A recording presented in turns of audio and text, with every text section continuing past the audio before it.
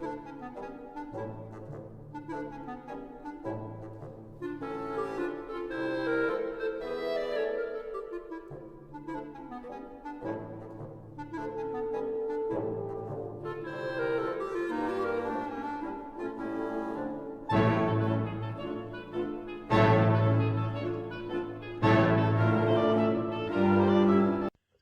morning. It's Saturday, April 24th. And this morning I'm going to talk on a topic that I'm sure most people realize exists, but probably most people wouldn't want to talk about it. In any event, this is the story of a young lady, 20 years old, Pakistani, Asian, going to pre-med at Hofstra University. And she had acid thrown in her face by an unknown, uncaptured as of this point assailant.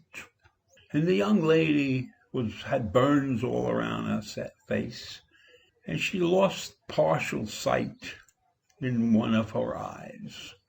Now, this is a young lady that had plans for the rest of her life. She intends to go to medical school. She's planning on being a cardiologist. Now, I don't know if she's going to continue on that course, but I suspect she will. I suspect in the words that she's spoken that she's a young lady with a lot of courage.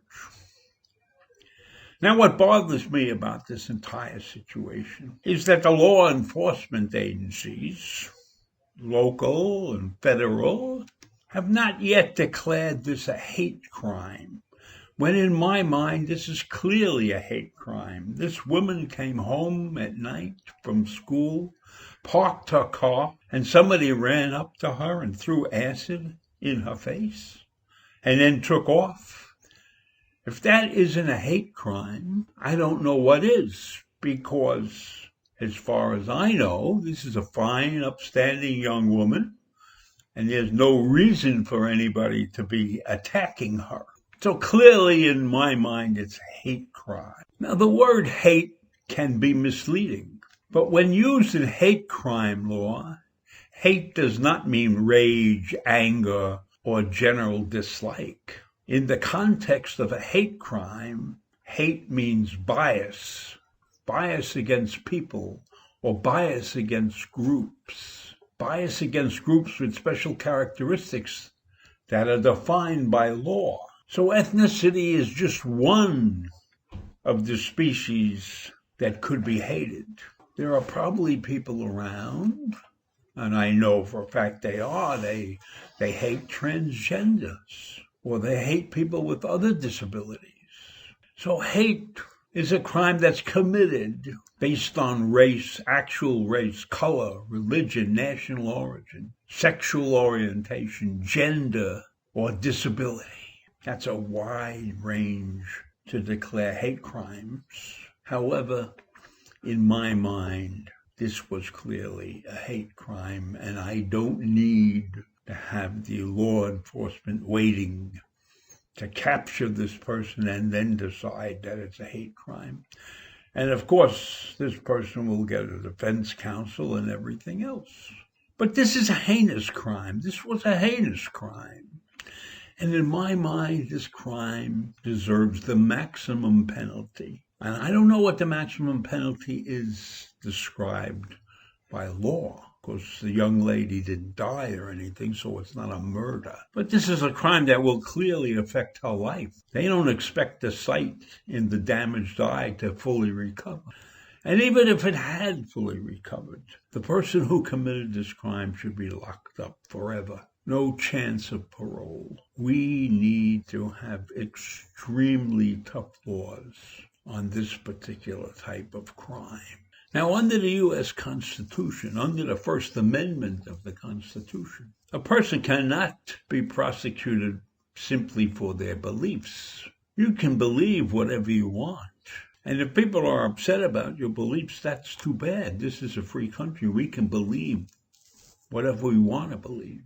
And it's not a crime to express those beliefs. Words may hurt, but they don't really damage anybody. So you can say whatever you like.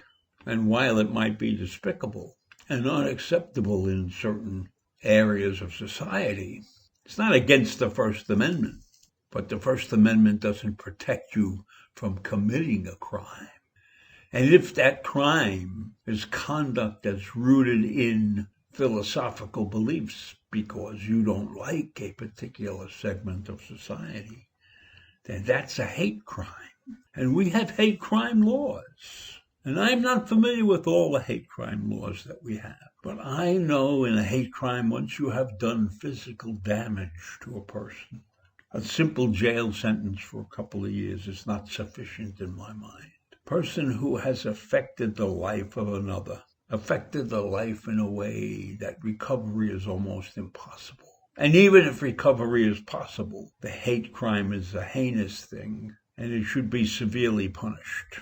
And maybe that's why law enforcement is reluctant to call it a hate crime immediately, because the punishment might be too severe. But I don't think in this case there's any question about the validity of calling this particular deed a hate crime. And the very ugly thing about a hate crime is that it's not an individual that's under attack. It's a segment of society that's under attack. It's more than one person. So that's why it's a terrible disease.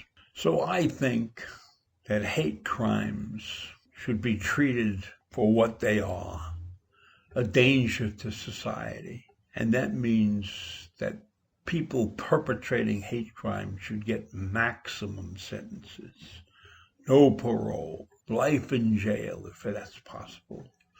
Maybe we should even have dungeons for these people. So that's what I have to say this morning. I'll see you tomorrow. Bye.